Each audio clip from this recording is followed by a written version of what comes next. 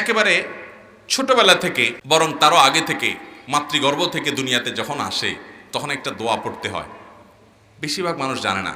নবী করিম সাল্লাল্লাহু আলাইহি সাল্লাম তার প্রিয় নাতি হাসান এবং হোসেন রাদিয়াল্লাহু তাআলা আনহু যখন দুনিয়াতে আসছে তাদের কোলে নিয়ে দোয়াটা করেছেন। এই দেশে আলহামদুলিল্লাহ মা বাবার অধিকার নিয়ে প্রচুর ওয়াজ হয় এবং সবচেয়ে বেশি হওয়া উচিত, কারণ আল্লাহর পরে আল্লাহ রাসূলের পরে সবচেয়ে বেশি অধিকার মা বাবার, কিন্তু সন্তানদের অধিকার নিয়ে দেশে ওয়াজ খুব একটা হয় না। অথচ মা বাবার যেরকম অধিকার আছে সন্তানদের অধিকার আছে না নাই? সন্তানের যেরকম কর্তব্য আছে মা বাবার প্রতি, মা বাবারও কর্তব্য সন্তানের প্রতি আছে না নাই?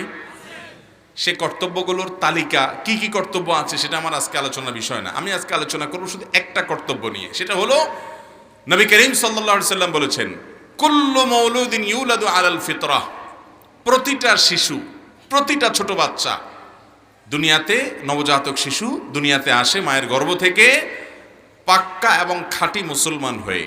জন্মগতভাবে প্রতিটা মানুষ আল্লাহর অনুগত বান্দা হয়ে দুনিয়াতে আসে। একটা মানুষও খারাপ মানুষ হয়ে জন্মগ্রহণ। পৃথিবীতে বহু সন্ত্রাসী আছে, বহু ডাকাত আছে, বহু খুনি আছে, বহু খারাপ মানুষ আছে, পৃথিবীতে একটাও খারাপ নবজাতক শিশু আছে? ভাইরা আমার, নবী করিম সাল্লাল্লাহু আলাইহি সাল্লাম সেজন্য বলেছেন প্রতিটা শিশু মাতৃগর্ভ থেকে খালেস ইমানদার হয়ে মুসলমান হয়ে ফেরেশতার মতো হয়ে দুনিয়াতে আসে। তাহলে খারাপটা করে কে?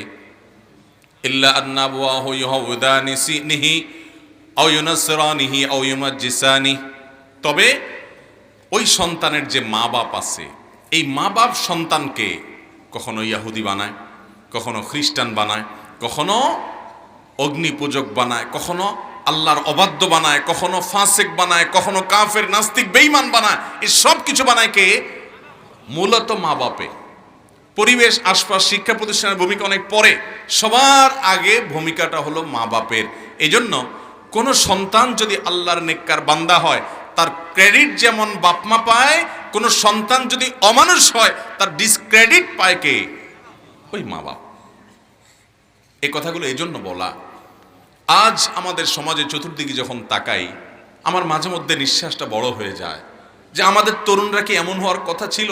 আমি বিভিন্ন জায়গায় বলি, আমি আমার ছেলেবেলায় দেখেছি, যারা আমার বাবার বয়সে এখানে মুরব্বীরা আছেন তারা আরো বেশি দেখেছেন, রাস্তা দিয়ে একজন বয়স্ক মানুষ আসলে বাপের সাথে উঠা বসা আছে এরকম মানুষ, হয়তো গরিব মানুষ, তাকে দেখলে যেহেতু বয়সে বড়, অনেক বড় লোকের ছেলে পেলেও সাধারণত বটেই, রাস্তার পাশে কাচুমুচু হয়ে দাঁড়িয়ে আসসালামু আলাইকুম করে লম্বা করে একটা সালাম দিত ভদ্রভাবে। বাসে যখন আমরা উঠেছি আমি বহুবার দেখেছি অনেক কলেজ ইউনিভার্সিটির ছেলেরা, একজন সিনিয়র সিটিজেন, একজন মুরব্বী মানুষ, বয়স্ক মানুষ উঠছেন, তাকে দেখে সাথে সাথে সিটটা থেকে উঠে বলছেন, চাচা আপনি বসেন। আপনারা দেখেন না এই দৃশ্যগুলো মুরব্বীরা? এখন কি আমাদের যুবকদের থেকে এগুলো দেখা যায়? পারলে গায়ের উপরে উঠে, পারলে ভালো আছে কিন্তু খারাপের পরিমাণ অনেক বেশি। এগুলোর জন্য কি বাপমার কোনো দায় নাই? আমি প্রায় সময় বলার চেষ্টা করি, যেই বাবা তার বাবার জুতা সোজা করবে প্রতিদিন, যতবার ঘর থেকে বের হবে বাপের জুতাটাকে ঝেড়ে দিয়ে বালুগুলা ফেলে সুন্দর করে উল্টায় জুতাটা সোজা করে রাখবে, যে বাপ এই কাজটা করবে তার ছেলেরা তার এই কাজ দেখে শিখবে যে বাবাকে এভাবে রেসপেক্ট করতে হয়। তখন সেই ছেলে ওই তার নিজের বাপের জুতার উপরে নিজের জুতা দিয়ে পাড়া দিতে তার বিবেকে বাঁধবে। ছোট ছোট বাচ্চারা ওয়াজ শুনে শিখে না, লেকচার দিয়া মানুষকে, বিশেষ করে বাচ্চাদেরকে শেখানো, তারা কি দিয়া শিখে? দেখে শিখে। দেখে কানে যতটা শিখে বাচ্চারা তার চাইতে চোখে বেশি শিখে। আমাদের বাচ্চাদেরকে আমরা আজকে মানুষ করতে পারি না। আমাদের বাবারা তারা সফল, তারা সাকসেস, তারা আমাদেরকে মনুষ্যত্ব শিখাইছে, ভদ্রতা শিখাইছে, আমল শিখাইছে, ঈমান শিখাইছে, তাকওয়া শিখাইছে, নামাজ রোজা শিখাইছে।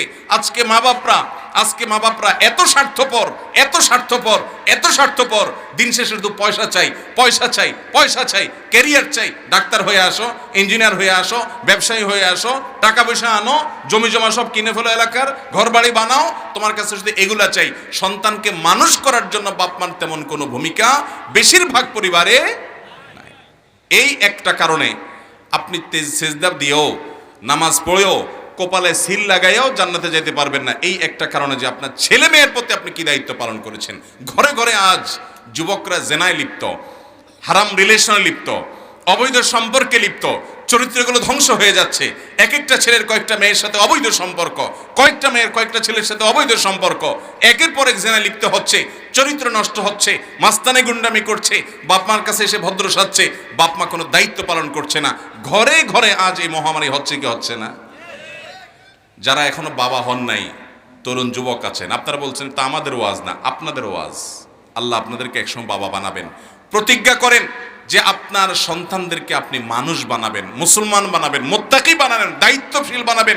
যদি না করে যান, মনে রাখবেন কিয়ামতের ময়দানে আপনার সন্তান বেনামাজি হওয়ার কারণে, আপনার মেয়েটা বেপর্দা চলার কারণে, আপনার ছেলেটা জেনা লিপ্ত হওয়ার কারণে, আল্লাহর কসম করে বলছি আপনাকে জবাবদিহি করা লাগবে।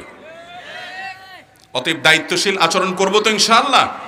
একেবারে ছোটবেলা থেকে, বরং তারও আগে থেকে, মাতৃগর্ভ থেকে দুনিয়াতে যখন আসে তখন একটা দোয়া পড়তে হয়। বেশিরভাগ মানুষ জানে না। নবী করিম সাল্লাল্লাহু আলাইহি সাল্লাম তার প্রিয় নাতি হাসান এবং হুসাইন রাদিয়াল্লাহু তাআলা আনহুম যখন দুনিয়াতে আসছে, তাদের কোলে নিয়ে দোয়াটা করেছেন, আল্লাহর কাছে শয়তান থেকে পানা চাইছেন। আল্লাহ, ওর দুনিয়াতে সবচেয়ে বড় ইবলিস হলো তার সবচেয়ে বড় শত্রু। এই বাচ্চার শত্রু যেন তাকে ক্ষতিগ্রস্ত করতে না পারে, বিপদগামী করতে না পারে, জাহান্নামের দিকে নিয়ে যেতে না পারে। আপনার কাছে আমি আশ্রয় চাই, এই বাচ্চাটাকে আপনি সেভ রেখেন শয়তানের আক্রমণ থেকে। দেখেন, অভিভাবক ওই জন্ম থেকেই শুরু, বরং তারও আগে থেকে একজন মানুষ, একজন সৎ স্ত্রী, একজন মহিলা, একজন সৎ স্বামী অন্বেষণ করবে, নেককার স্বামী অন্বেষণ করবে। কেন? কারণ হলো তার সন্তানরা যাতে দিনদার হয়। এই যুগে তরুণ সমাজকে ধ্বংসের হাত থেকে বাঁচানোর জন্য উপযুক্ত হওয়ার পর বিলম্ব না করে দ্রুততার সাথে বিয়ে দেওয়া, এছাড়া সন্তানদেরকে ধ্বংসের হাত থেকে বাঁচানো সম্ভব। অনেক বাপ মা আছে বলো যে নিজের পায়ে দাঁড়া, ওরে ও কি আরেকজনের পায়ে দাঁড়ায় আছে নাকি? নিজের পায়ে তো দাঁড়ায় আছে, মানে তুমি পয়সা কামাও। ওই যে সব পয়সার মেশিন হয়ে গেছে আজকাল। ঠিক আছে বাবা, পয়সার দরকার আছে। একটা সন্তানের চরিত্র যদি নষ্ট হয়ে যায়, তো পয়সা দিয়ে আপনি কি করবেন? নবী করিম সাল্লাল্লাহু আলাইহি সাল্লাম বলেছেন, তোমাদের সন্তানরা উপযুক্ত হলে, বিয়ের উপযুক্ত হওয়ার পর তাদেরকে বিবাহ দিতে বিলম্ব করবা না। যদি বিলম্ব করো তাহলে ফিতনা হবে, ফাসাদ হবে, ধ্বংস হবে, তাদের চরিত্র শেষ হয়ে যাবে, তোমরা রক্ষা করতে পারবা না। এই জন্য মুরব্বীরা তাদের সন্তানদের ব্যাপারে দায়িত্বশীল ভূমিকা রাখবেন এবং উপযুক্ত হওয়ার পর, প্রাপ্তবয়স্ক হয়ে গেছে এবং মোটামুটি চলতে পারে, এই অবস্থায় তাকে বিয়ে দিতে আর দেরি করবেন না, কার্পণ্য করবেন না। ছেলে হোক মেয়ে হোক দ্রুত বিয়ে দিবেন। বেশিরভাগ এখন লেট ম্যারেজ হয়, 30-এর কাছাকাছি গিয়ে তারপর বিয়ে হয়। আমি প্রায় সময় বলি, ভাই 30-এর কাছাকাছি যদি বিয়ে হন, এরপরে বলে যে প্রথম বাচ্চা নেওয়া যাবে না, একটু সময় পার করতে হবে, একটু রিল্যাক্সের সাথে। তো 35 পার হয়ে যায়, এরপরে বাচ্চা নেওয়ার প্ল্যান করে, হইতে 38 হয়, বাচ্চাটা হলো। এই বাচ্চা বড় হয়ে পড়ালেখা করে, গ্র্যাজুয়েশন করে, কাজকাম করতে করতে একেবারে যদি না হয়, কত বছর দরকার? 22-25 বছর দরকার। তো সেটা যদি হয় 38 থেকে 22-25 প্লাস করলে কোথায় গিয়ে দাঁড়ায়? 60 বছর বয়স আপনার হবে, তখন বাচ্চা মাত্র কাজ করা শুরু করবে। এই যদি বাচ্চা অমানুষ হয়, তো 60 বছর বয়সে বুড়া হয়ে গেছে আপনি, ততক্ষণে কিচ্ছু করার না, ওর কাছে সারেন্ডার হয়ে বসে থাকতে হবে। আর যদি 45-40 থাকতে আপনার বাচ্চা যদি বেলাইনে হয়, কানটা মলে দিয়ে বললেন রাস্তা খোলা আছে, বাইর হ, ওর 14 গোষ্ঠী সোজা হইতে বাধ্য, কারণ আপনি এখনো শক্ত। ঠিক না বে ঠিক?